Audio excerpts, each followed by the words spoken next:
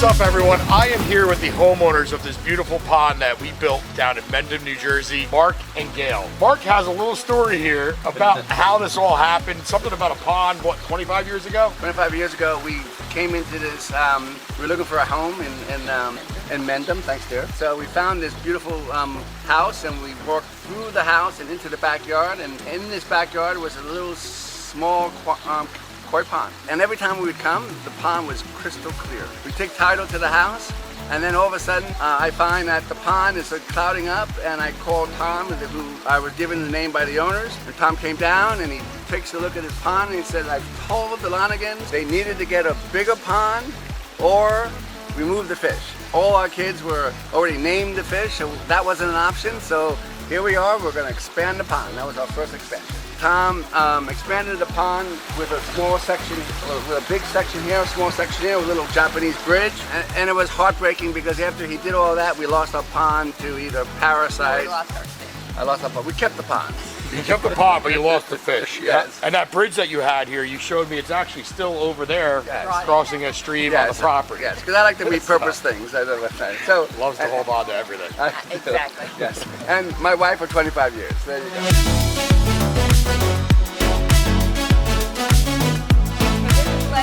And Zoe and Charlie.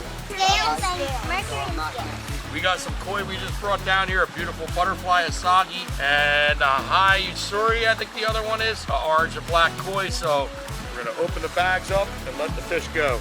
Tim, can you tell the girls why they're in a bag in the water?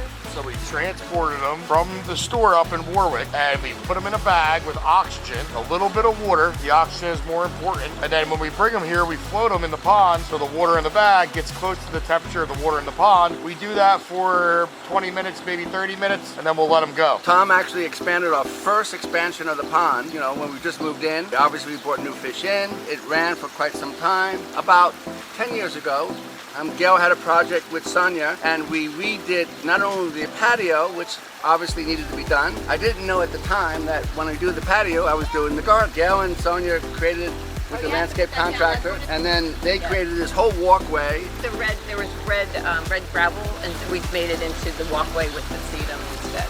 And then, at that point, we were doing the stonework for the paths. We found this big stone, and Jeff said, this will be a great bridge.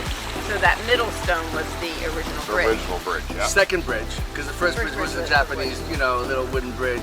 And we wanted to make this bridge floating. Let's talk about that floating bridge and how you did that. That was an interesting thing that we had to do here. So it started off, and those are not the original rocks, because Gail did not like the first rocks that came in here, to be honest. Neither did I. We decided to change a couple of the rocks on the outside to match the actual bridge that used to be here. Find a way to make that bridge float was very interesting. It was the first time for me doing it, and I actually had to use chimney block, which is a cement block that's a square, hollow center for the chimney, and we stuck those in there, and we got those nice and level on a solid base. And then after that was in there, we placed the stone on top.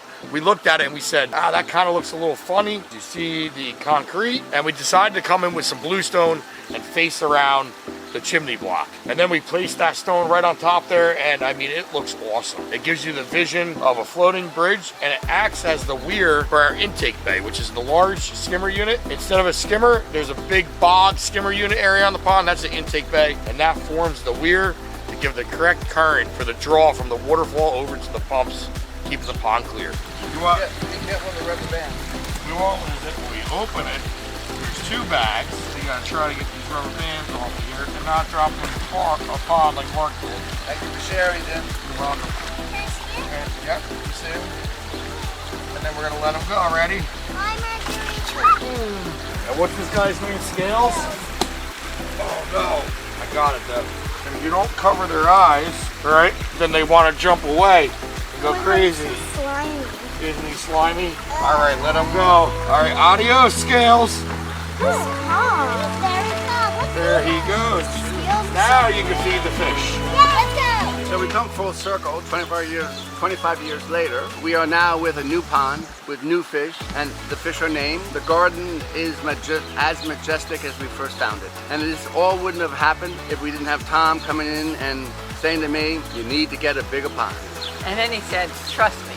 And then Tim said, trust me. And boy, are we glad we did. So I'm out here every morning garden, and then I walk in the back where you can walk on the walking stones, which is great. Yep. And then the bridge. And then the fox, you can't forget the fox from earlier, yeah, right? I do still Yeah, feed that's them every super, morning. super cool. And what was one of your biggest worries about back here? Well, funny you should say that. Much debate about the location of relocating the falls. We had a single of falls with a little height on the grade. The grade was really more important to us because we wanted to make sure it felt like it was a natural grade with a little bit of spring coming up from the behind the patio, kind of just recircling back into the pool, and without necessarily creating a false sense of elevation. Tim would get it, and then he would process what we'd say, and he'd do what he wants anyway.